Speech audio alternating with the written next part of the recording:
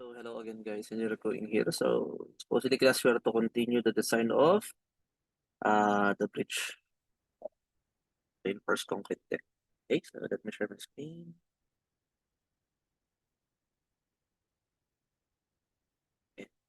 Okay.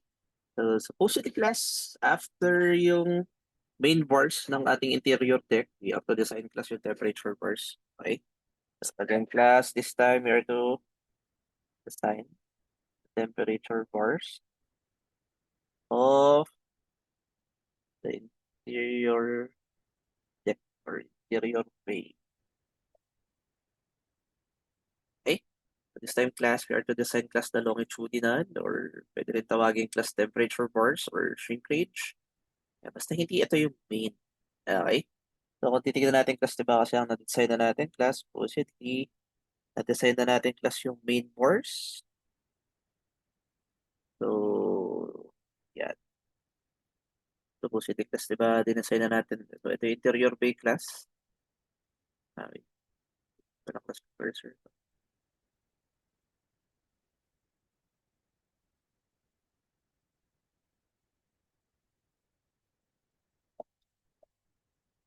So, again, class going back now. So these are the main bars class of the interior bay na meron tayo ng top part tapos yung bottom part. So again, class this one for contingency purposes, hindi natin kakat dyan. Tutuloy na natin class hanggang overhang. Okay, so ayan. Tutuloy lang natin. Okay. So this time class yung temperature bars, yun naman na class yung parallel dito sa ating main bars. So, titignan nyo class, meron tayong mga ganyan dito. So, parang temperature bars class. Okay. Yung tipong class kung ito-drawing natin. No?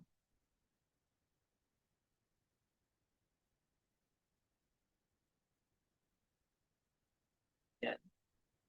So, kung ito yung bridge deck natin, class. Okay, so technically, ang main bars natin, class, is yung perpendicular sa traffic. Yung first class are the perpendicular to traffic. Okay. Tapos yung shrinkage natin, class, again, parang ang pinaka-use lang dito is for us, class, to maintain yung spacing ng main bars. Pag ano. Yung top view, class, ito yung section. Plan tapos section. Yun yung railing. Gets mo yung tip. Pag ito, class,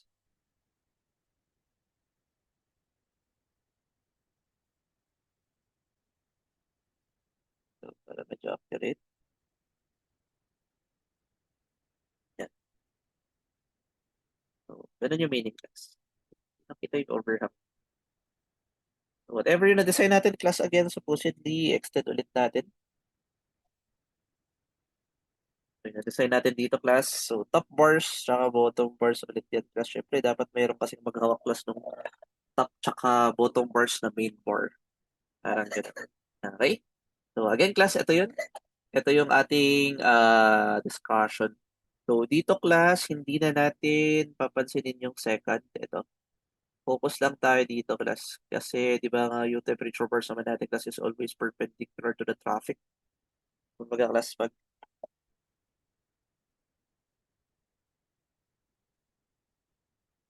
ay,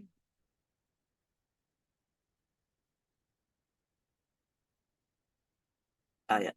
Ito pala, kasi yung main bars natin, class, is perpendicular to the traffic. Yeah. So, ang gagamitin natin, class, is ito. Kasi, class, di ba, supposedly, yung traffic natin is pag ganun.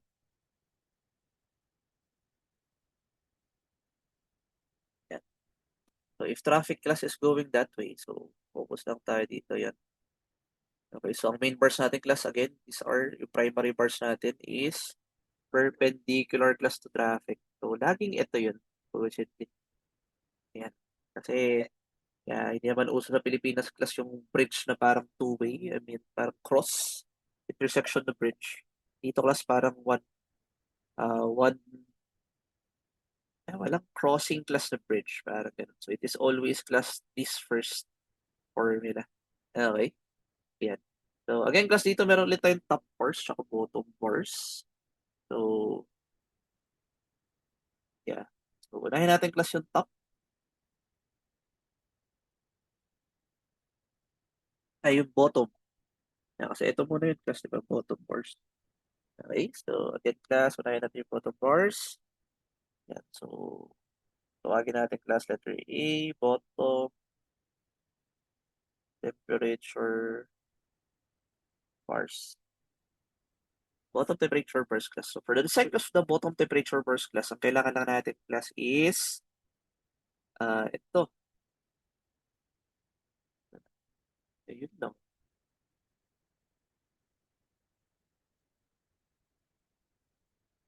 Dalang class, parang isa lang. So meron lang tayong dalawang formula. Ito, tapos ito. Yan. Siyempre may SE kasi doon class. So para makuha natin yung SE, yan. Meron pa pala class. Yan. Okay? So again class, para lang makuha natin yun.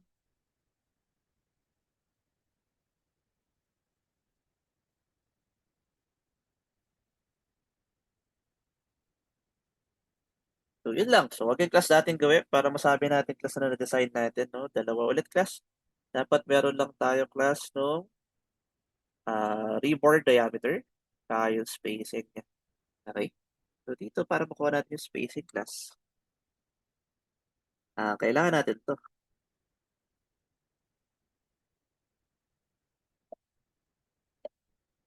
Yan. Okay. So, meron lang tayong percentage. So, yeah, gagamitin natin yung percentage class ng rebore para makuha yung spacing. Parang ganun. Okay. So, formulas natin dito, class. So, yun lang naman ulit. Ang problema natin dito, class, are the formulas. The formula number one, class, again, ito lang, no? Supposedly, meron tayong class, uh, area of steel ng bottom part, bottom reinforcement class in terms of percentage is equal plus 2, yan. So, meron tayo 3840 all over class yung square root ng effective spacing. Tapos, ito may limit class, dapat 77% maximum. Parang ganyan. Okay? So, kung titingnan natin class, ganun na naman. No? Kailangan natin dito class, kailangan natin ng SE. Tapos meron tayong formula class ng SE. Yan. So, dinefine lang class ang SE as yung yan, effective span plus isang flange. Yan. So, SE class is defined as the effective span plus flange overhang. So, parang S prime plus PF over 2. Parang ganyan. Okay. Ito po kung i-drawing natin class, diba? Supposedly, so focus tayo dito class. Ayan. So, sulat ko na naman yung formula. So, again, ang formula natin class, SE is equal to yung S minus, yan. Ito na yung adat natin, yan. BF plus BF over 2. Ito. Meaning kasi dyan, class, kung titignan mo, yeah. Kung titignan natin, class, ito, yan. Yung effective span natin, class, yung effective span natin, S prime, parang yun lang yung S minus yung BF. Or dalawang ganun. Kung titignan natin, class, focus tayo dito. Pakita ko lang kung saan yung mga S and so on. So, yan. So, by definition, class, ang S daw natin, class, is, ito, yan. So, ito yung normal spacing natin, class, diba? So, SE class is usapang yung mga, ano to, class, yung mga beams mo. Okay, so, if that is S class, tapos we define this one class as yung width ng flange, yan. Okay. Tapos, class, kalahati ng width ng flange, ito class yung yan yung sinasabi niyang parang flange overhang. Flange overhang class, kalahati lang nun. Okay? Tapos kung titignan mo class dito, ito na lang yung tawagin nating S prime. So, parang ito yung effective span plus nun. Natin tawagin effective span. Pero ito class yung clear span. Okay? So by definition class, supposedly, ito daw yung ating,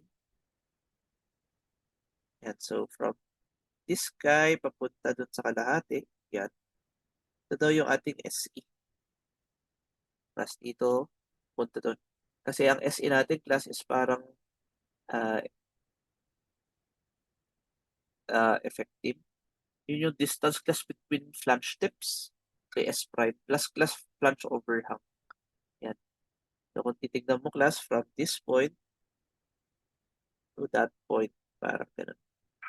Kalahati. So i-add lang natin. So parang yung S prime plus class DF over 2. Parang ganyan. Okay?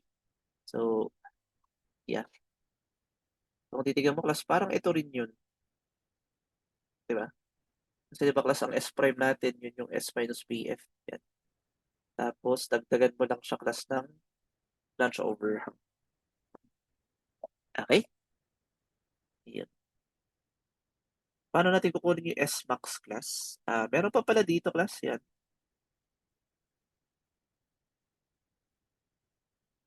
Ay, dagdag pa pala natin to.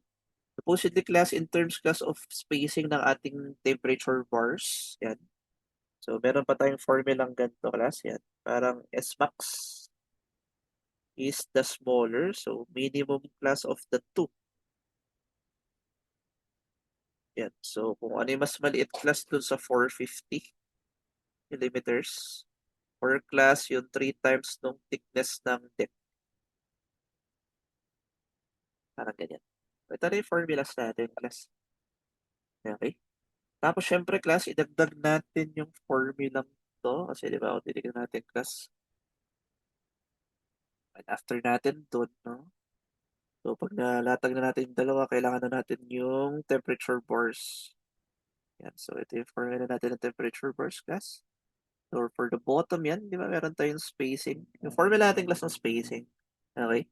Yung formula natin ng spacing class, galing dito sa main course. Ito.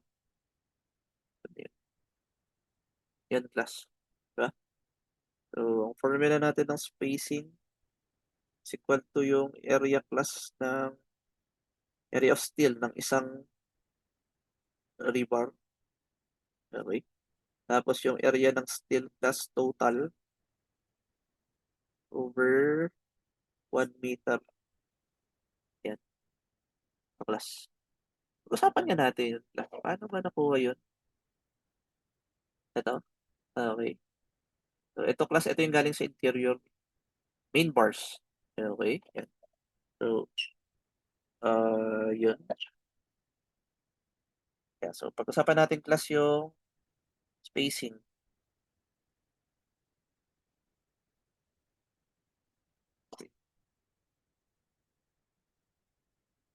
Spacing of three bars. Formula na to. Okay. Yan. So, kung titignan natin class, supposedly, ang galing kasi yan class dun sa main bars, no? So, di ba, ang main bars natin class is pa ganyan.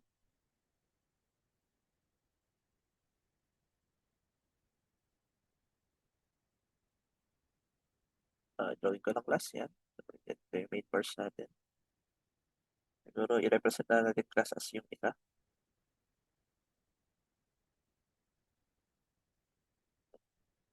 Okay? Spacing ng reverse class. So, usapan natin class yung bottom bars yan. Okay? So, supposedly class, again, di ba traditional method tayo, classmatic 1 meter. You have to always consider class 1 meter strip. The width natin class is 1 meter. Yan. Okay. So, paano natin kinuha yung spacing nito class? So, i-isolate lang natin to. So, i-isolate natin yan. No?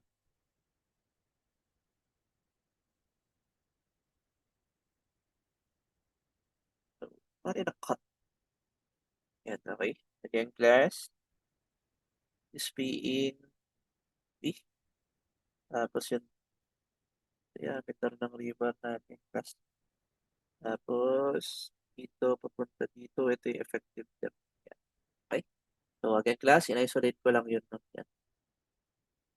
Okay, so parang ganyan yung pinaka-definition natin, class, no? So, Again, class, yung width natin is always 1 meter kasi 1 meter strip tayo doon.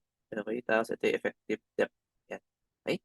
So, paano natin ipapasok yung spacing? So, isipin na lang natin, class, ang maximum nito, pag 1 meter yun, class, pilit natin. Dapat merong rebar. Hindi pwedeng walang rebar, class, dun sa loob ng 1 meter strip.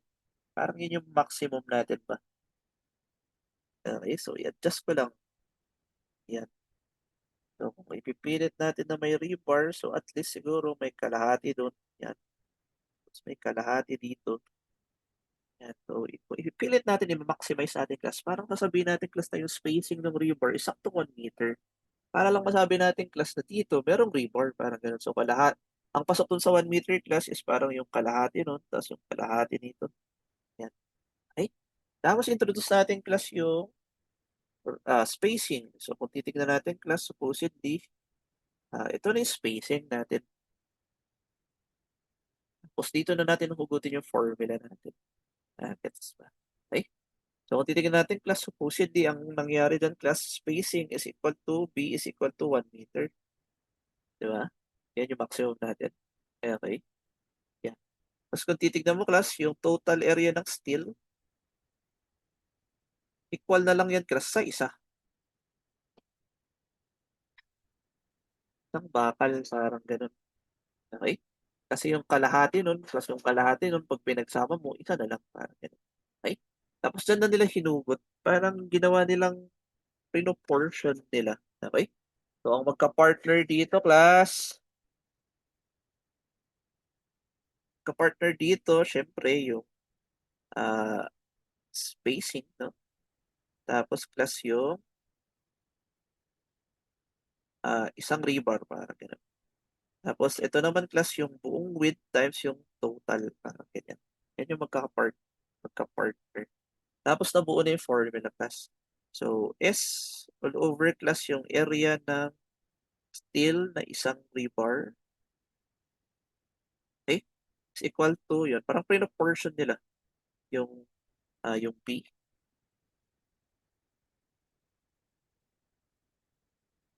Uh, so, yung width natin, class, all over yung total area ng steel. Okay? Di ba alam natin, class, ito is 1 meter. So, yung width natin, class, is 1 meter. So, yan na. Yan na buo, class, yung parang formula natin. Wherein class S is equal to, so, kung ikakalab ko to, class, yan. So, parang ang labas, ito parang 1 meter lang ng kasi siya, no? So, yan. Meron na tayo AS ng isang rebar. Over class yung AS ng total. Yan. So, ito technically parang times 1 meter, no? Pero ito pwede pa nating ibaba. All over 1 meter. Parang ganun. So, ito alisin natin. So, ipupunta natin sa baba. Parang ganyan. Ito weird lang. Yeah. Pero ang ibig sabihin nito, class, pwede mo siyang tignan as ito. Yan. So, parang yung value nito, all over 1 meter. Yan. Yung value niyan, over 1 meter. Parang ganun. Gets ba? Okay? Kasi parang kinukuha natin, class, is spacing over 1 meter. Parang ano yung spacing natin, class, per 1 meter. Parang something ganun.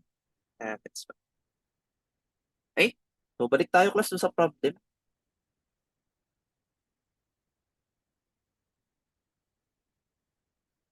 Yan yung sa bottom bars.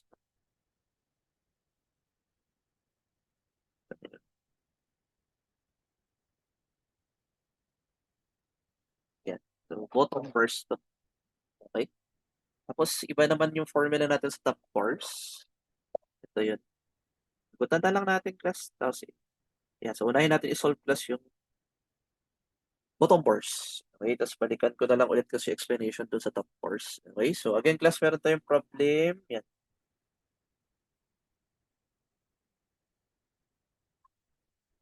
Meron tayong problem 4.2, class. Supposedly from same example, class 4.1. So, gagamitin natin yun. Meron lang tayong given class sa FC prime and so on. We are to solve, class, for the longitudinal reinforcement. Design daw natin, class. Okay, so longitudinal class, temperature, shrinkage, parehas lang yun. Okay? So, unahin natin class again. We are to solve class for the bottom temperature force. Okay? Again, class, ito usapang interior deck. Yan. Okay?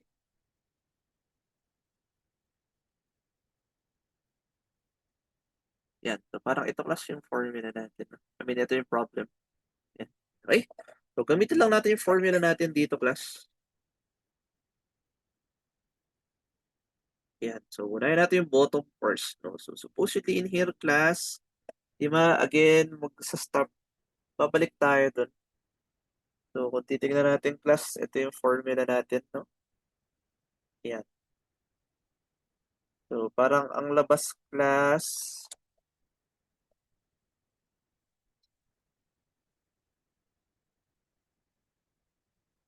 yan. Meron tayong formula ng spacing. So, di ba, ang spacing natin, class, again, is yung area of steel ng isang bar ng rebar. Okay? Over area ng steel, class, total. Over 1 meter. Ganyan. Okay?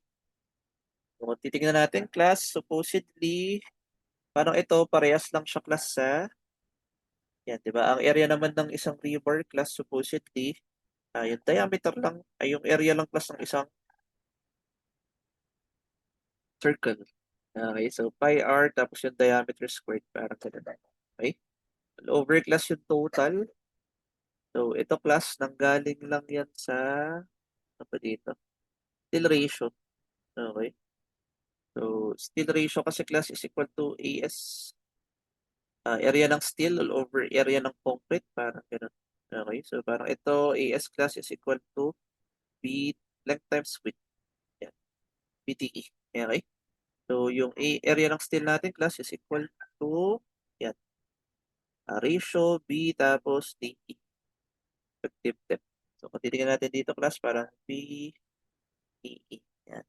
Process natin, class, ano yung mga kailangan natin? So, ito, yun na yan, class. Sabi naman ata, nung i-assume natin. Yun. Parang, yan. Gamit tayo ng 20 millimeters. Or less, mag-a-assume ka lang naman dito or gagamit. Okay. Yan. Tapos, B class, again, ito laging 1 meter. Ito class, sinusolve naman natin to no? Yung effective depth. So, di ba, effective depth lang class is equal to, yun, formula natin. Ito, drawing mo lang kasi yun class, di ba?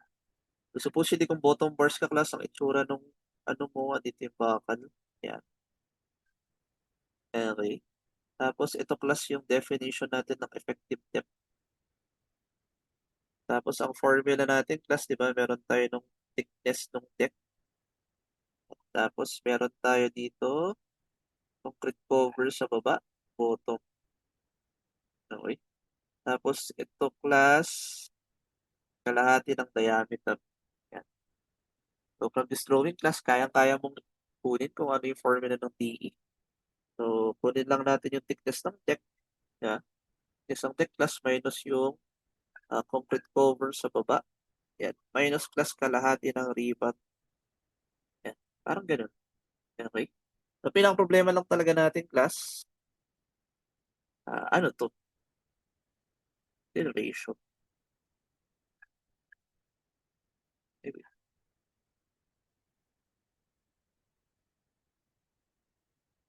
Hindi na pala class. Gagamitin na pala kasi natin yung total ES class.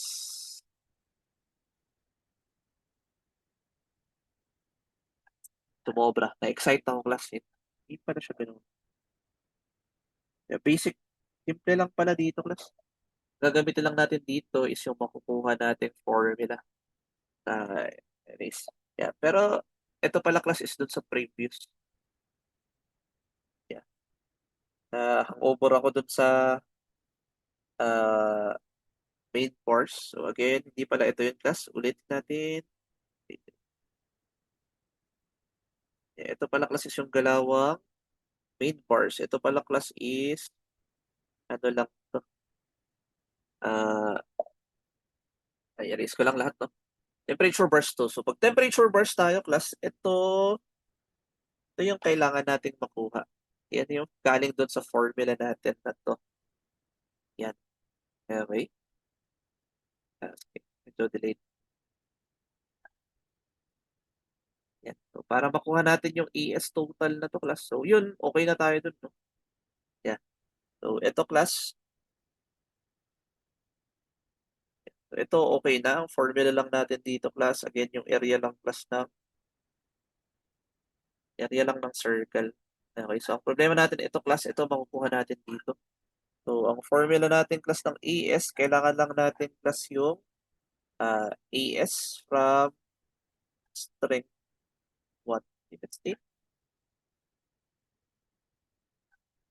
Yeah, or kung ano yung given class. Pero normally, ang gagamitin natin class na AS is yung bottom main. Yeah. So, yung AS ng bottom main. Yeah. Yung bot main reverse. Yan. Okay. Tapos, i-multiply lang natin class dun sa itong makukuha natin sa formula to. Yan. Yung AS bottom percentage. Parang ganyan yung formula natin. Okay? So kung titignan nyo, class, ang problema lang natin dito, class, is ito, yan. Ano to?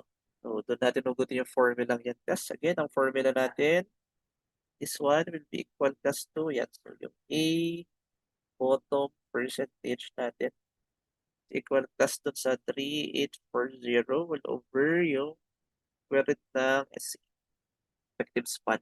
Okay, tapos may limit to class, dapat di siya lalagpas ng 67%. Okay?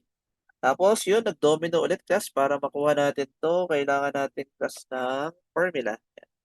Ito na-explain ko kanina class no within SE class is equal to the effective uh, tip-to-tip spacing.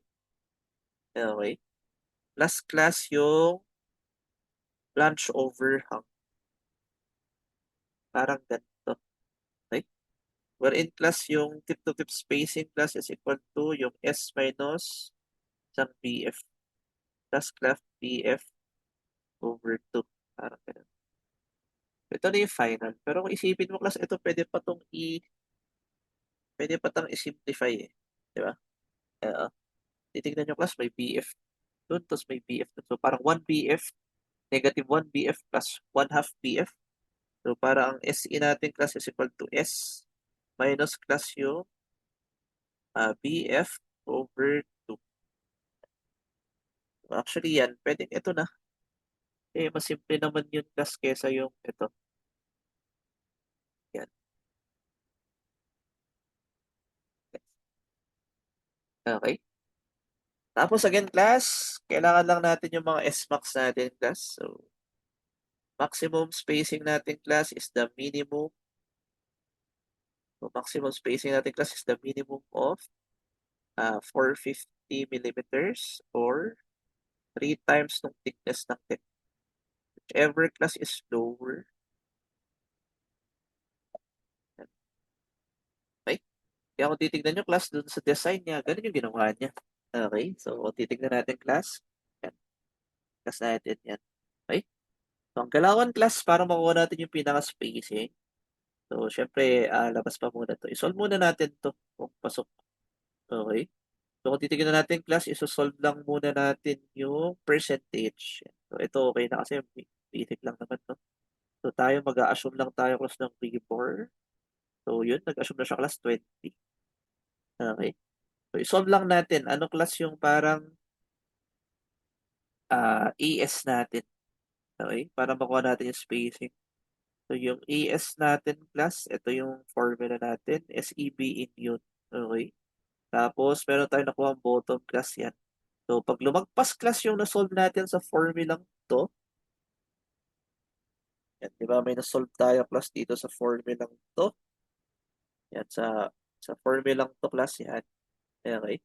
Ang limit kasi natin class, 767. Okay? So, titignan nyo class, lumagpas kasi siya dito, naging 75. So, ang gagamitin natin percentage class, 67. Okay? So, pag nakuha na natin yun, tapos, kunin natin to previously. So, ito naman yung nasolve natin kanina class yan. So, meron na tayong AS. So, gagamitin natin yung AS class, salpak natin doon. So, kung titignan yung class, nilagay nyo lang dito.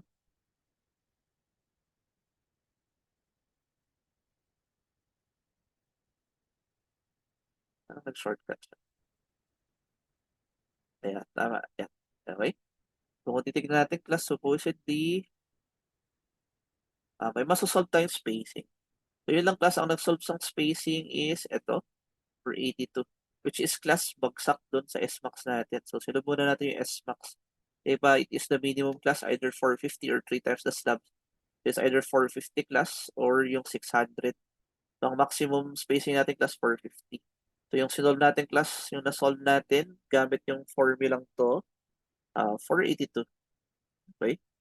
So, again, class, it is greater than 450, so no good. So, ibig sabihin, class, bagsak, kumbaga. Kasi pag gumamit tayo ng 20 mm bars, ang spacing natin, 482. So, di pwede, class, mag-fail. Okay? So, liitan natin. So, gagamit tayo class ng 16 mm bars. Salpak natin, class, kung titignan natin, meron tayong makukuha ang spacing class na 300, which is class, pasok.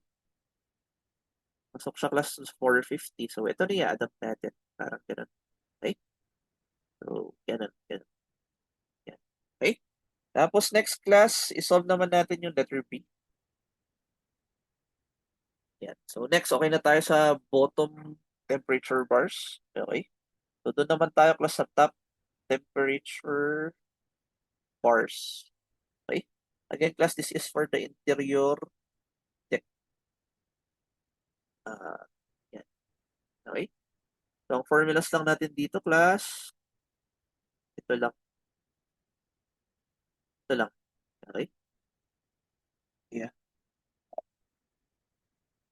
So, ang galawan class, kailangan lang natin masatisfy ito. So, again, class, the formula is dapat class yung area of steel natin should be greater than or equal to. So, parang isosolve natin to. Ito dapat class yung allowable area of steel natin, which is equal class to 0.75. Yung B o H all over 2 times B plus H. Tapos, yield strength. Yan. Okay? Yan. So, dalawa class. Tapos, dapat yung masolve rin pala natin class na area of steel cash is greater than 0.233 pero less than class 1.27. Okay? Ayun. 1.27 agad. Okay? Yun lang naman. Tapos, same, meron tayong maximum spacing natin class. So, ganun pa rin, di ba, class? Para masabi natin class na ma-design natin yung ating top bars, dapat meron tayo ng bar diameter tapos spacing. Okay? Tapos again, class, meron tayong SMAX. Equal siya class dun sa minimum ng 450 millimeters or 3 times class ng thickness ng deck. SMAX natin class is either 450 millimeters or whichever is lower of the two. Okay? Yan. So, babalikan natin class yung formulas or yung dito class yan. So, solve nyo lang ulit. Okay. Ayan. It is notable class pala to say that H class again is equal to, so tingnan ulit natin anong kailangan natin. So H class will be equal to the thickness of the deck. Parang deck height kasi yan. Tapos B natin class is laging 1 meter. I know. Yung B pala natin class, longitudinal na kasi to, so hindi na siya 1 meter. Sorry. Same pala class doon sa kanina, no? Meron pa tayong B kanina. Ano ka na tayong B dito, no? Wala. So this time class, di pala natin pwedeng sabihin class na 1 meter yung B. Okay? Kasi nag-drawing natin to class, di ba? Meron tayo ng deck. Yan. Parang usapang ano to class.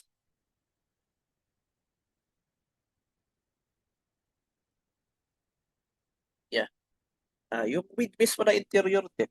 Okay, so di ba, ang width na interior deck natin, class 2750 pala to ngayon this time. Ayun yung given kasi dito, class. Ayan, 2750 pala. So, parang ang labas, class. Yeah, this time, ang B natin, class. So, di ba, dito kasi, class.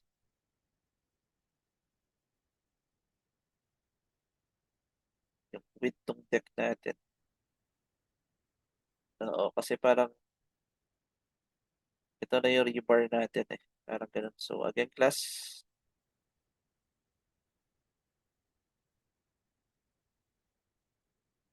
Okay.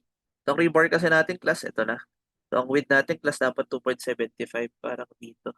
Eh, hindi na pala dapat siya 1 meter. Yan. Thickness ng deck natin, class, same, no? Ito, class, is 0.2 meters. Yan, or 200 millimeters. Ito, class. Thickness ng deck natin. Okay.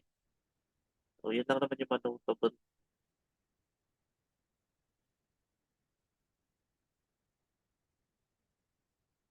So, temperature bars. Yan. Okay.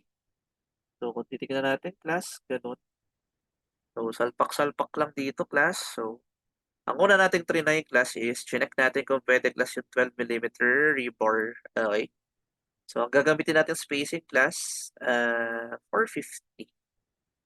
Okay. So, kung titignan natin, class, yan, parang i-resolve natin yung ES.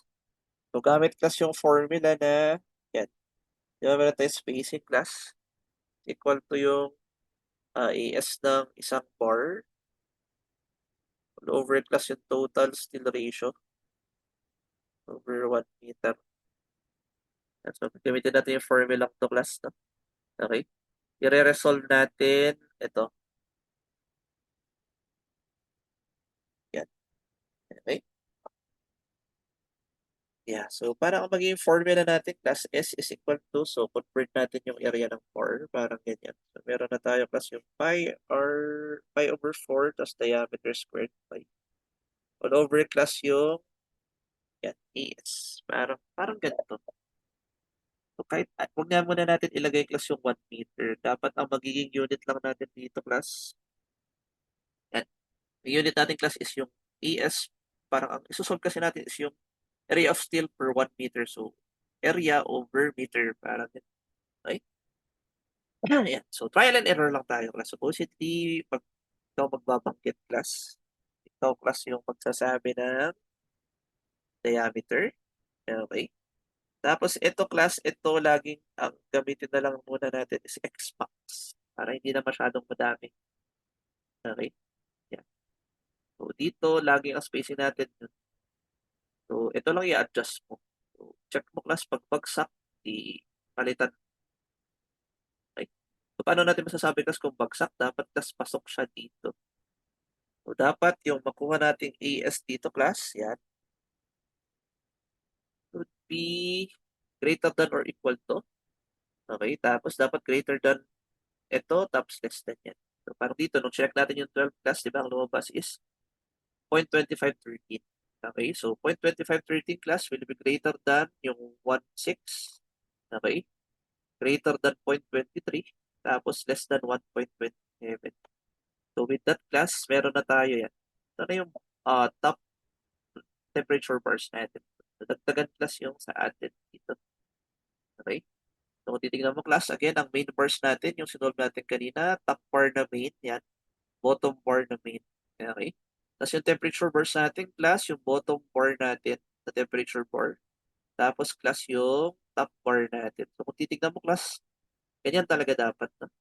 So, siguro ito na rin yung gamitin natin guides. Yan. Again, class, ang main bar is always greater than temperature bar.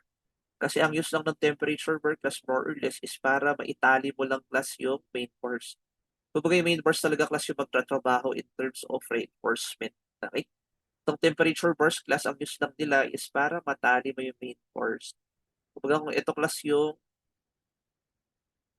yan, kung yung horizontal, class, yung ating main bar, no? So, para, di ba, may defined ka spacing yan. So, paano mo masusure, class, na hindi gagalaw yan? Kailangan mo ng temperature bar para matali mo doon, ma-preserve mo class yung na-solve mo na spacing. Para.